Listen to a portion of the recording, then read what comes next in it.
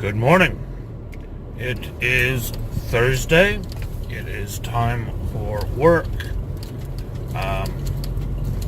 And today, I think I'm going to do a very, very early talk on setting for Changeling. Specifically, the setting that I'm planning to use for my upcoming game, which will be starting around the beginning of December. Now, as many of you know, the Mage game is about to end. There's going to be a break while I'm on holiday, and then we will begin Changeling. As most of you will probably be aware, the holiday that I'm taking is to Disney with my grandkids. Going to Disney World, the happiest place on earth, the most magical place on earth. Also a place that seems to be plagued, if you know where to look, with horror stories of what happened after hours, or ghost stories of dead cast members in attractions, and all kinds of odd goings on. What does all of this come together and say? It's a perfect setting for World of Darkness. I mean, if you think about it, if you really think about it, Disney is a place where dreams come true. Well, that's exactly what Changeling are after. The connection to the dreaming in Disney has got to be stronger than almost anywhere else on the planet. There must be freeholds within Disney. There must be places where the trods and the fairy paths open up and lead you back into the dreams. There must be. There's no way there couldn't be. But that's not the only thing we have to think about. We also have to think about the fact that magical nodes spring up and occur around places of power and influence, and, well, again, we're looking at Disney. There must be nodes underneath dozens of places. They must be all over the place. And then you have to bear in mind the place is packed with people. You could almost say that it's a cattle market that's overflowing with stock. So of course there's going to be vampires there. And we've already mentioned hauntings earlier on. So your wraiths, your geists, your spirits, of course, will have to be in attendance. And really, when you think about all of this, the only ones that leaves out are the werewolves.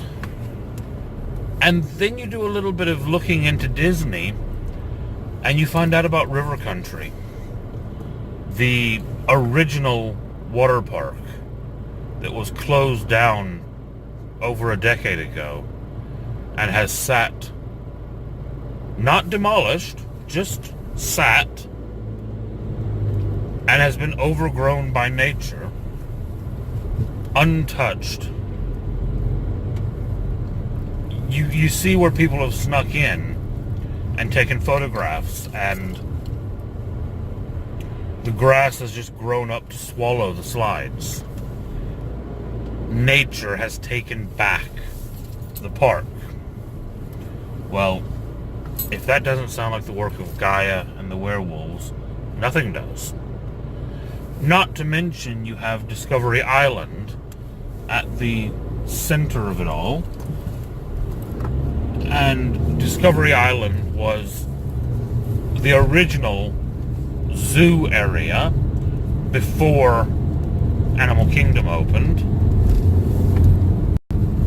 So you already have a history of animals and creatures and odd things going on there. Again, perfect for the wolves. So, when you take the fact that there would have been nodes there when it was a water park because of the sheer concentration of energy in the place, and nodes can be made into cairns by werewolves blessing them, it sounds like a perfect situation to have that have happened in River Country. So, all of a sudden, in this, I won't say small, because it's not small, in this concentrated area, you have all of the major players in the world of darkness interacting. Now, the reason I'm not saying it's small is because if you actually look into it, Disney World is about twice the size of Manhattan. So, anyone who thinks, oh, I can't set a game in Disney World, it's just a theme park, I need to set it in, some city. This place is bigger than most of the cities that we set things in. The number of games that I've seen that are set in New York City or set in Manhattan, it's huge. Even look at things like the Avengers movies that all take place in and around Manhattan or the other boroughs.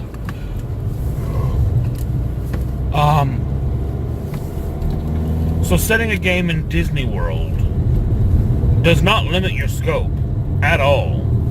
There are, 4 parks, 2 water parks, a dozen resorts. You've got scope.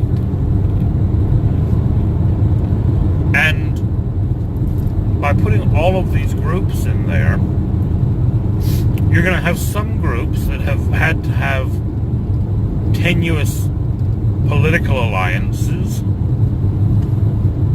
trying to make peace with each other against common enemies.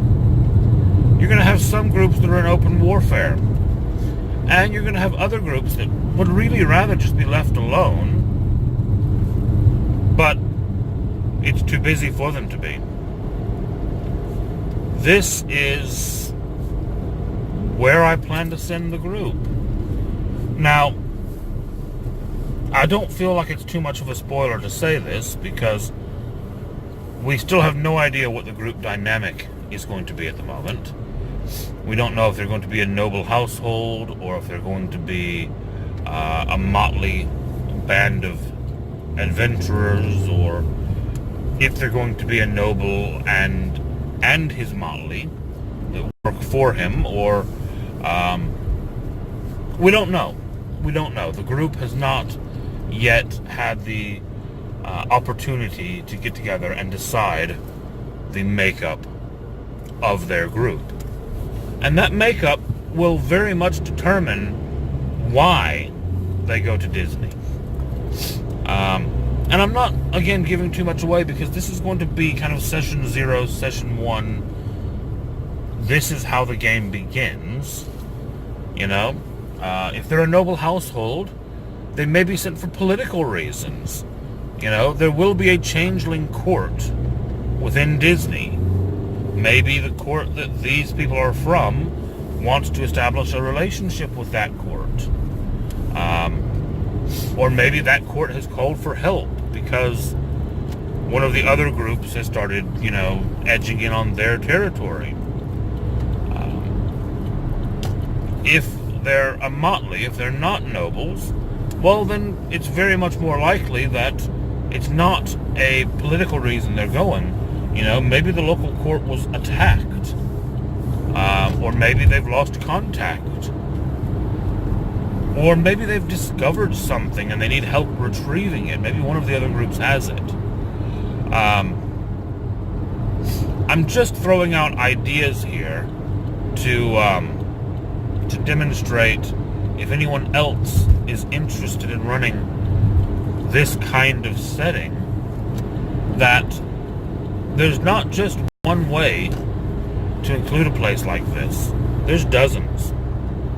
And not only that, it doesn't have to be your permanent setting.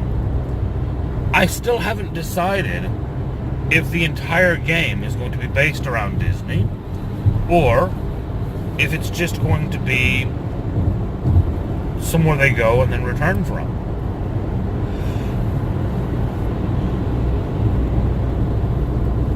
The more I think about it, the more I think that it's too good of a setting not to have it reoccur. So it may be that they're sent on this mission, they all take their 2 weeks holiday, they go to Disney, they deal with a bunch of this stuff, and then they have to go back to work. Because remember, Changeling is all about balancing the real and the dream. So these people will have jobs. They will have somewhere they have to go back to. They will have bills to pay. So unless they're all going to quit their jobs and then go apply for work in Disney to stay there and keep doing things, there will come a time that they have to step away. And it may be that they've not finished everything they want to finish. And then they've got to go back to their own city and start dealing with the mundane tasks of trying to book more holiday and trying to get more time accumulated so that they can go back.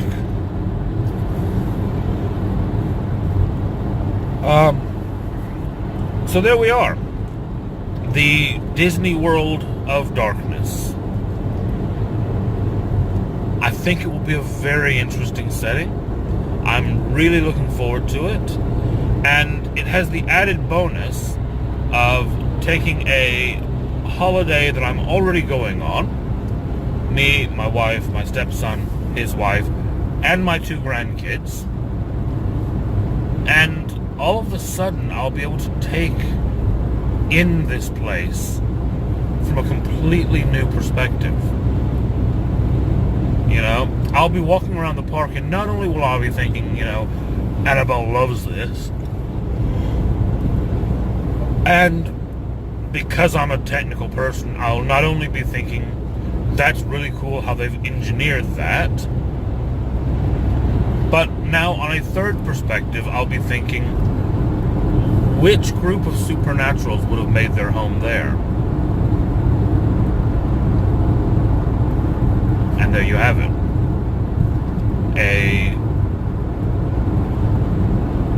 What I think will be a very fascinating setting for the world of darkness.